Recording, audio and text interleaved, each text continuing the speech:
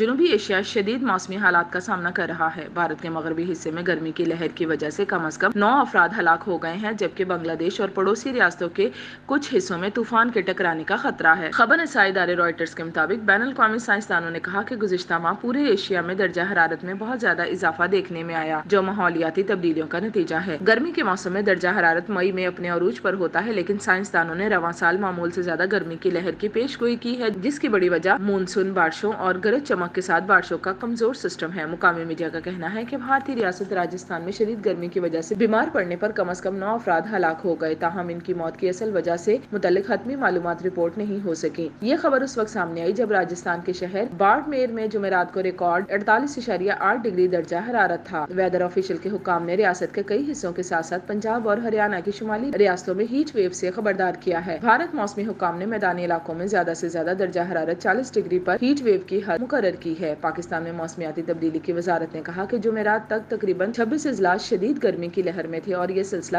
30 مئی تک جاری رہنے کا امکان ہے۔ آنے والے دنوں میں سندھ کے 2 شہروں میں درجہ حرارت 50 ڈگری سینٹی گریڈ تک پہنچنے کا امکان ہے۔ دوسری جانب بنگلہ دیش اور مغربی بنگال کے کچھ حصوں میں شدید طوفان آنے کا خطرہ ہے۔